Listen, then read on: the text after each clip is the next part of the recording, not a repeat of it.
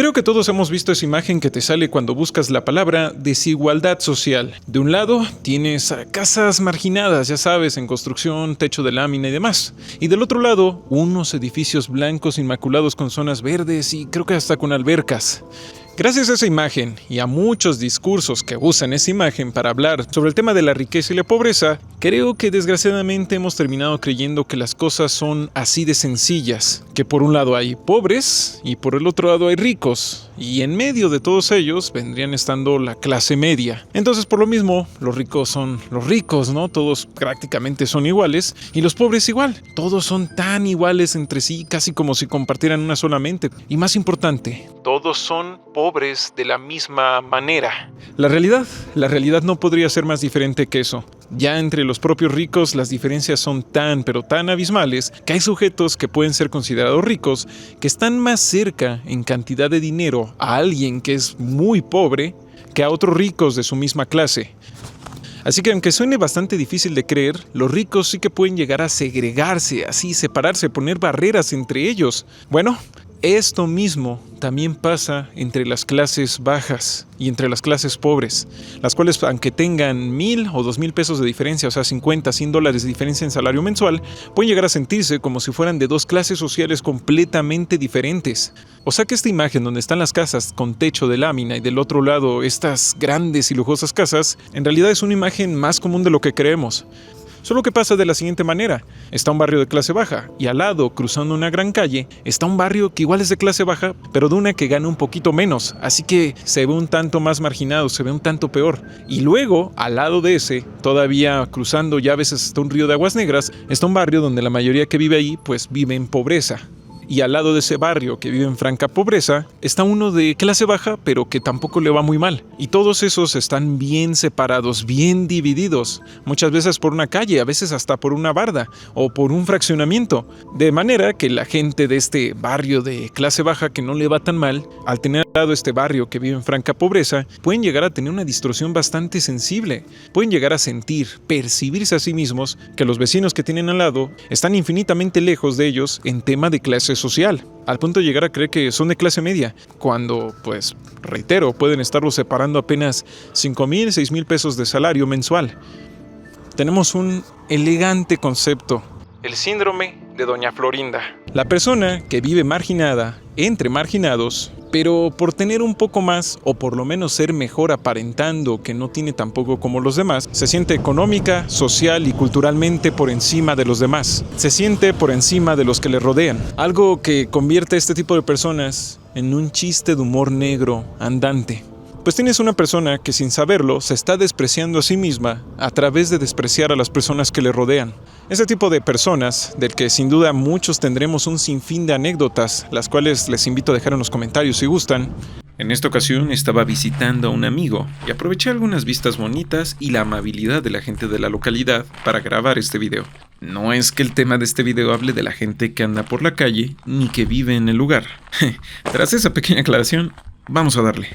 Hace unos años, cuando por primera vez se volvió viral todo el tema de los whitexicans, gran parte de la sociedad mexicana e incluso de otros países se sacó bastante de onda. Quedó bastante confundida al darse cuenta que había personas que vivían en una completa burbuja, que no sabían ni el precio de las tortillas, no sabían que había gente que lucha por comer, no sabían que hay personas que no pueden decidir irse a Europa así en un fin de semana de repente.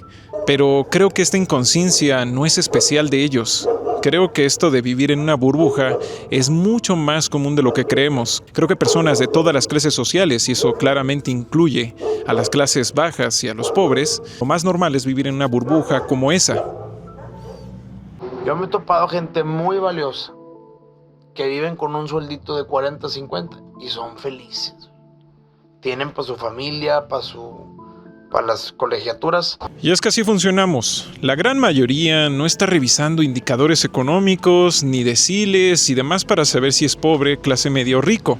No, miran a sus vecinos y a través de esa comparación es como muchos terminan entendiendo la realidad económica en la que viven ellos y los demás. En el barrio, una tele de 80 pulgadas da más estatus que tener un seguro médico de gastos mayores. Un celular caro le dice mucho más a los demás y a ti mismo que darle un mantenimiento completo a la propia vivienda. Ya sabes, tener bien pintado, aplanado, plomería y esas cosas. Es decir, no por nada cuando apareció ese artículo titulado No eres clase media, muchísima gente cayó en un shock al descubrir que no eran clase media, solo se sentían o los convencieron de que lo eran, y que mucha de esa gente que habían conocido y que creían que esos eran los ricos, esa gente de hecho era la clase media de su localidad, o por lo menos lo más cercano que había en su localidad. Muchos descubrimos que éramos parte de una gran mentira, donde muchos creían que la gente rica ganaba 40,000 pesos mensuales y donde los ricos creían que los pobres ganaban 40,000 pesos mensuales. En su libro La conquista de la pobreza, Henry Hazlitt nos explica que el día de mañana, en menos de 10 segundos, toda la pobreza podría ser vencida. Y sin necesidad de repartir un solo centavo. Y para eso solo bastaría que el gobierno en turno decidieran bajar su línea de la pobreza. Y listo, así de la nada, ya no hay pobres, aunque la gente siga teniendo la misma cantidad de dinero y los mismos problemas para comer. Esto suena sencillo, hasta que piensas en que esto también significa que si de repente este mismo país se pone más estricto, más serio, más riguroso con la forma en la que mide la pobreza, también puede pasar lo siguiente, que de repente, aunque la gente siga teniendo la misma cantidad de dinero en su bolsillo, puede que al día siguiente se despierte con la noticia de que son pobres. De que todo este rato, todo ese asunto de que realmente no eran pobres, era solo una fantasía, un discurso, o bueno, en un escenario más benigno, un error en la forma de medir, categorizar y estudiar las variables económicas de su región. La pobreza es un concepto abstracto y no precisamente objetivo. No es como con el pH de un líquido que te dice que si es inferior a 7, esa sustancia va a ser ácida sin importar lo que opines, lo que argumentes, lo que digas, lo que pienses. Es ácida y se acabó. En cambio, como la pobreza es un concepto abstracto, cada país, cada organización lo mide de diferentes maneras. Y al medirlo, pues técnicamente inventa su propia definición de lo que es la pobreza. Por ejemplo, por lo menos en Japón, si una persona gana $11,000 mensuales o menos, está considerada como una persona pobre. Bueno, ese salario en México son 17,000 pesos mensuales. Un salario que no vas a decir, ay, eres Carlos Slim, pero la gente te va a decir, vives bastante bien, te alcanza, tú no eres pobre ni de lejos, de hecho estás más cerca de tener un montón de dinero que ser alguien pobre. Pero aquí el diablo está en los detalles, porque esta medición sobre lo que es un japonés pobre no la da el propio Japón, la da la OCDE, porque Japón no es un país que use el tema de una línea de la pobreza para medir el tema de la pobreza en sus fronteras. Así que el día de mañana Japón podría decir, no, la línea de la pobreza está todavía más abajo, para nosotros esa gente no es pobre y listo. A pesar de que en este momento tú busques los datos y te digan en Japón hay tantos pobres, al día siguiente habría menos pobres o más pobres dependiendo de dónde pusieran ellos la línea de la pobreza. Lo que trato de decir es que esto de eres clase media si ganas más de 20,000 pesos, que solemos ver mucho en internet, este tipo de discursos, más que nada se usan, creo yo, porque son muy fáciles de entender, no necesariamente porque sean muy rigurosos, muy técnicos o nos puedan aportar una verdadera comprensión sobre en qué clase social de verdad estamos. Ya que para el estudio serio de la demografía y la economía de una zona, se utilizan un sinfín de variables más que no son solo el salario. Y las divisiones no solo son clase media, clase baja, clase alta, se dividen en deciles, decil 1, 2, 3, 4, 5, 6, 7, 8, 9 y 10. Así como también se toma en cuenta en qué lugares se está haciendo esa medición, sobre si es urbano, sobre si es ciudad, sobre si es rural. Porque al menos yo sí tengo muy clavada esta duda y es, ¿cómo se supone que te puedes considerar clase media ganando 23,000 pesos mensuales? Creo que la mayoría diría, ¿y cómo se supone que me voy a comprar una casa con eso? ¿Un carro? ¿Cómo voy a tener tantas de esas cosas que se supone que conforman a la clase media, que principalmente es un estilo de vida un tanto más acomodado? O sea, ya no la está sufriendo tanto. Y es que digamos que sí. Una persona es clase media si gana 23,000, 24,000, 25,000 pesos. Pero luego, no sé, le da una enfermedad incapacitante, una fuerte o un cáncer y listo, se acabó. Termina en la calle. Si quiere comprar una vivienda, una casa por 1,000,000 de pesos, sobre todo si trabaja en una zona urbana, una ciudad que es donde se encuentran los mayores salarios, probablemente, si es que llega a encontrar uno en ese precio, que casi no hay, le va a tocar un microapartamento, un lugar muy pequeño, muy viejo, en las afueras. Y eso si lo encuentra. Y justo en pantalla están viendo los datos de la calculadora de hipoteca. ¿Cuánto necesitas ganar al mes para que te concedan una hipoteca por una casa de 1,000,000 de pesos? Pues necesitas ganar más de 23,000. Y ya, para pensar en el tema de tener hijos, pues ya directamente sabes que eso va a hundir tu nivel, tu calidad de vida, o que incluso te vuelve a regresar a la clase baja porque ya no podrás dedicar todo tu tiempo a trabajar. Entonces como que muy clase media, no lo sé. Sobre todo cuando ven que no pueden acceder a algunas cosas a las cuales sí podían acceder las clases populares, clases obreras hace unas décadas. Pero ¿qué pasa? Esa persona se compara con sus vecinos y ve que su tele tiene 10 pulgadas más, su celular es más del año o es de gama premium en vez de gama alta o gama media, ve que trae una tarjeta de crédito con una mayor línea de crédito, el comercialote, el product placement ahí, que puede rentar, más no tener una casa, pero sí rentar en una zona más céntrica que los otros. Esta fantasía de sí, soy clase media. Pero al final, desgraciadamente, toda esta imagen que se crea uno al compararse a sí mismo y al no tener accesible buena información sobre, pues vaya, economía y la situación económica, esto no deja de ser una fantasía.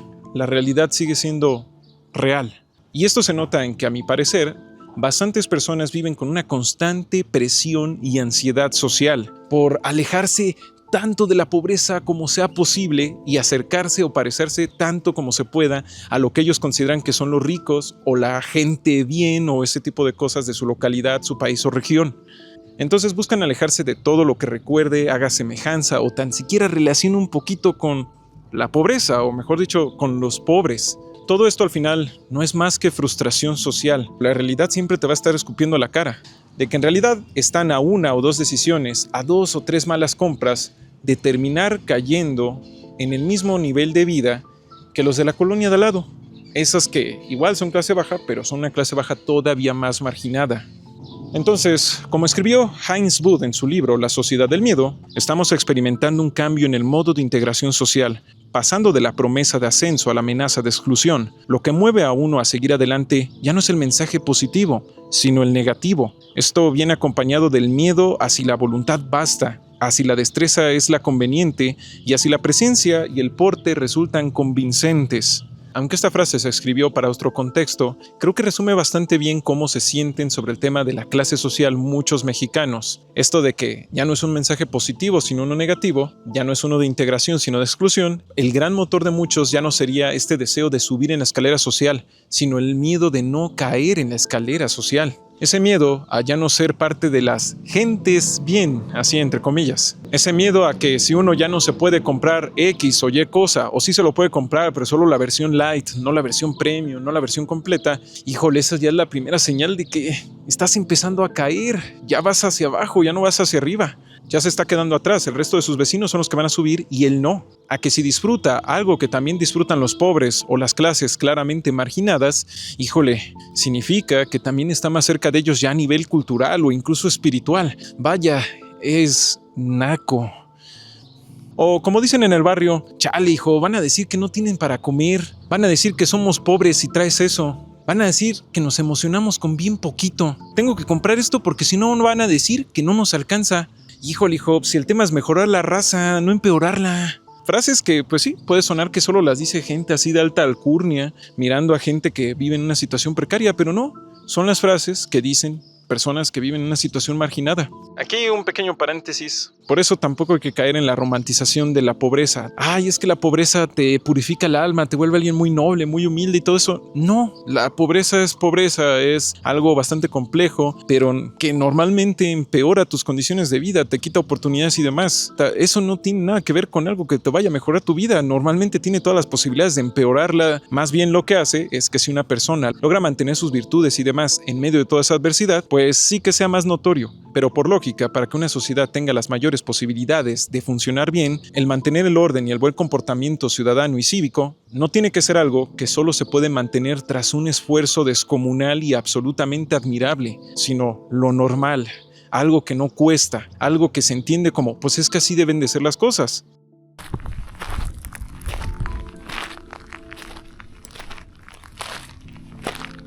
Una cosa que comentaba con un amigo mientras estaba escribiendo y viajando es que el mayor lujo en la vida es no darte cuenta. Son todas esas cosas que ya das tan por sentado que ni te das cuenta que las tienes y que solo cuando vas a un lugar donde no las tienen es que dices, ¡ah, no ma!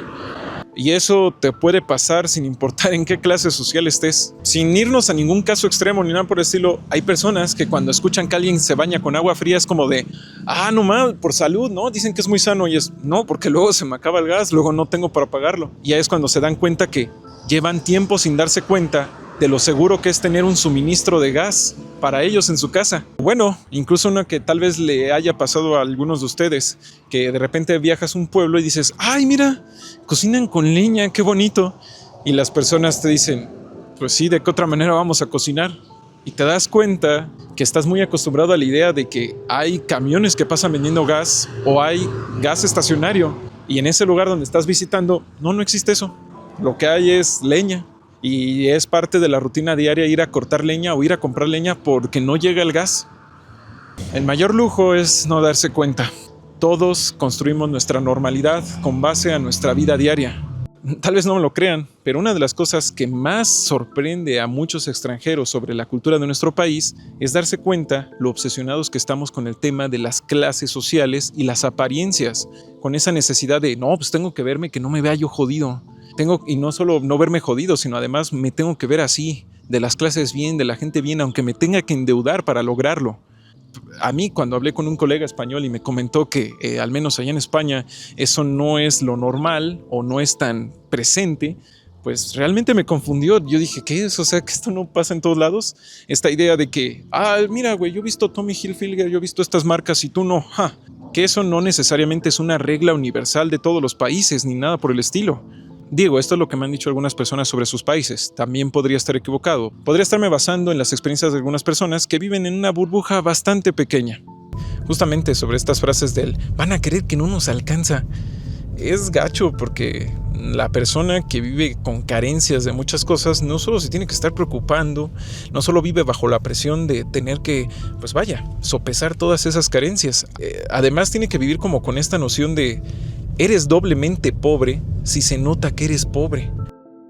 Hace un año hice un video sobre lo terrible que era el transporte público, al menos en el Estado de México, Ciudad de México, y alguien me dejó un comentario que daba a entender que el transporte público debía de ser así de horrible, así de terrible, para castigar a la gente por ese terrible pecado de ser pobres. Y lo peor de todo es que incluso personas que no tenían auto compartían ese pensamiento, hablando de cómo era una gran virtud estar dispuestos a sacrificar su salud y hasta la comida en sus platos con tal de al fin poderse comprar su gran auto y ya ascender y dejar atrás a la bola de pinches jodidos, perdónenme la palabra, pero así lo decían, de pinches jodidos que no tenían pues para andar en carro. O bueno, esa frase que tristemente varias veces la hemos leído y hasta escuchado, de cuando una embarazada pide un asiento y le dicen, pues le hubieras abierto las piernas a un cabrón con dinero para no andar aquí mendigando lugares.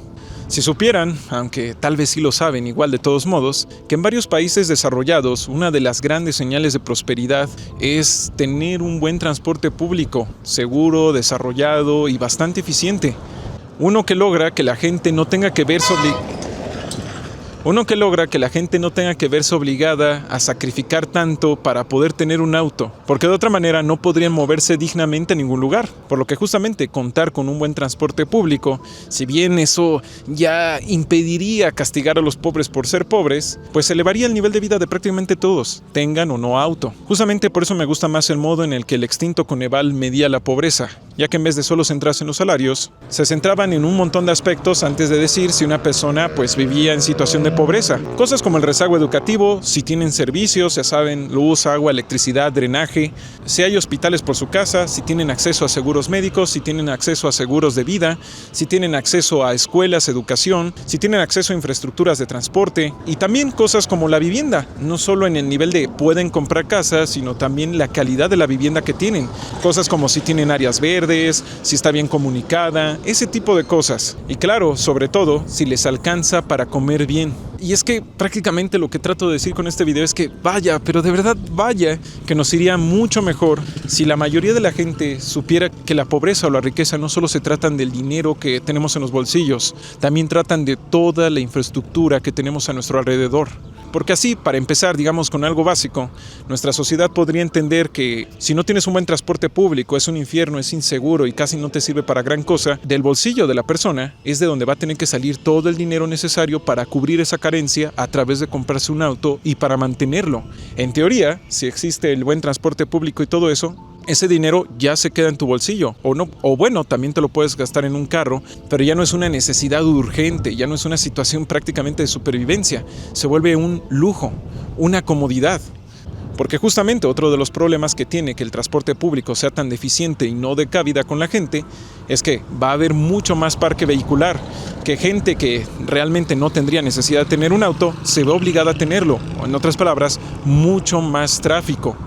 Y a esto le sumamos todo el resentimiento social que eso trae, lo que les decía de que le abres las piernas a un güey sin dinero, ¿no? O en este caso el de, pues yo ya quiero tener mi coche para no viajar con los jodidos. Obtienes conductores que se ven muy motivados a que les valga una fregada el tema del reglamento de tránsito, porque ven las calles como Mad Max, no las ven como algo que funciona, algo que tiene sentido. Pues desde su punto de vista, ellos solo están medio intentando sobrevivir a un caos, a un desastre. Su carro no solo es una especie de cápsula de seguridad para los peligros del exterior, sino una especie de cápsula de seguridad para la pobreza. La pobreza que nos rodea es algo que al final se puede traducir en gastos extra, deudas, un montón de cosas que tienes que comprar, pues para que al final no te afecte tanto. Entonces, si hay otra persona que gana pues menos que esta otra persona, pero vive en un lugar donde eso sí está y por tanto no tiene que andar gastando ese extra, aunque esta persona tenga un menor salario, por simple lógica, vive mejor, vive más acomodado que el otro. Son un ejemplo de este resentimiento social del que les hablo, pero que muchas veces no es vista como resentimiento social, sino como ignorancia, estupidez o incluso maldad. No se suele reconocer como resentimiento social, porque como ya lo dijimos, se expresa contra uno mismo y contra los que son de su misma clase. Si alguien tira basura en la calle, puede llegar a pensar que este problema ya dejó de ser mío, pero no, lo que pasa es que sigue siendo suyo, solo que ahora ha dividido el problema entre todos. Esa basura que la persona tira en la calle se vuelve el problema de todos, porque ahora hay que gastar dinero en tener gente que la limpie, y ese dinero tarde o temprano saldrá de nuestros bolsillos. Y si nos ponemos todavía más imaginativos, especulativos, si se tira mucha basura, eso puede llevar a otros problemas como criminalidad y getificación. Al final, todo termina afectándonos de alguna manera u otra. Si el gobierno del lugar donde uno vive se gasta la mayor parte del presupuesto en una infraestructura que solo beneficia a unos pocos en vez de la gran mayoría, eso va a repercutir en nuestros bolsillos sí o sí. No solo en tus bolsillos, ya sabes, por pagar impuestos, sino que también en que la gente a la que pudo haber beneficiado y eso le pudo haber traído un bienestar económico es gente que ya no te va a comprar tus productos, ya no te va a contratar tus servicios, ya no te va a pagar sus deudas, o bueno, ya no lo va a tener tan sencillo, tan fácil, o no va a tener mayor capacidad de adquirir más deuda, producir más y consumir más. En este momento estamos viendo cómo la clase media se retuerce y los asientos que quedan en ella poco a poco van desapareciendo. Por esto, como dijo Heinz Booth, los discursos ya no tienen una dirección positiva. Ya no se habla de que ascender sea lo común, ser bienvenido dentro de una nueva posición acomodada. Se dice que descender es lo común, que ser expulsado es lo más probable que ocurrirá. En mi opinión, a medida que desaparecen los caminos hacia la prosperidad, la sociedad se llena de incertidumbre y todas las demás cosas que les comenté en este video, nos vamos volviendo una sociedad con cada vez más un profundo resentimiento social, una que a veces sale en forma de protesta, otra de crítica artística o periodística, pero también sale de otras formas silenciosas, no reconocidas y a veces hasta disfrazadas, en forma de complejos, de autodestrucción, de frivolidad, clasismo y hasta autoclasismo. Por esto, para unos, a falta de opciones reales y de información, parece que solo quedan las fantasías en las que si el de al lado es más miserable, con eso basta para poder sentir que a uno le está yendo bien. También aquí entra el gran debate sobre lo que es ser de clase media, sobre si estas medidas tienen sentido en la vida real, ya que en el video les mostré cuál es la medida que propone el INEGI, y el INEGI pues no la propone porque sí, por gusto, porque a ellos se les antojó. Ellos igual dedican bastante tiempo, energía y estudio al respecto. Básicamente, son la mayor fuente de datos demográficos de este país, por lo cual no creo tener la autoridad como para decir que sus medidas estén incorrectas o algo por el estilo. Lo único que puedo hacer es presentar mi duda. Como ven, para ellos el tema también es un debate Como ven, para ellos el tema también es un debate complejo, repleto de variables y de debates de altísimo nivel de especialización. Más que decirles que ellos se equivocan o algo por el estilo, más bien lo que les digo es que si para ellos es un reto, un tema de estudio, para ciudadano promedio, reconocer y entender tan solo dónde está parado dentro del ecosistema de clases sociales, es un reto tan tremendamente difícil, del que creo que muchos, como mínimo, salen muy confundidos. En fin, ya para terminar este video, creo que la gran mayoría estamos bastante encerrados en nuestra propia realidad. Es muy difícil. Hasta cierto punto, algunas veces las ciudades se vuelven como una especie de pinza, en la cual pues ya solo te informas o ya solo piensas en lo que pasa muy específicamente en tu zona local. O al menos eso me pasa a mí y a otras personas que yo conozco. Creo que el simple hecho de mantenerse un poquito consciente de lo ridículamente complejo que es la situación social y económica, solo de la región donde vivimos, ni siquiera de todo el país, pues sí requiere que uno se dé vueltas, sí requiere que abra los ojos, que esté viendo, que vaya, a veces ni siquiera lejos, que se mueva a la colonia de al lado, o a veces sí, que vaya al estado de al lado, al pueblo de al lado, y empiece a hacer esas comparaciones. Porque las burbujas en las que vivimos no es que la rompes y ya está listo, no, siempre se está volviendo a regenerar y regenerar. En mi caso, no se los negaré, a veces pasar demasiado tiempo en Ciudad de México te hace creer que todo lo que pasa ahí es lo más importante y que con observarla, pues ya con eso te basta para comprender lo que pasa en el resto del país y hasta del mundo. Por eso en este y otros tantos videos hago lo posible por salir tan lejos como pueda de ella. En fin, muchas gracias por haber visto este video. La verdad, como siempre les digo, no tengo la verdad absoluta ni nada por el estilo. Este video nace más de la curiosidad. En fin, sin más por el momento, se despide Cordura. Gracias de verdad por permitirme hacer estos videos. Para mí es todo un honor. Recuerda que nuestra interpretación de dónde estamos parados dentro de la pirámide social, más que nunca es artificial.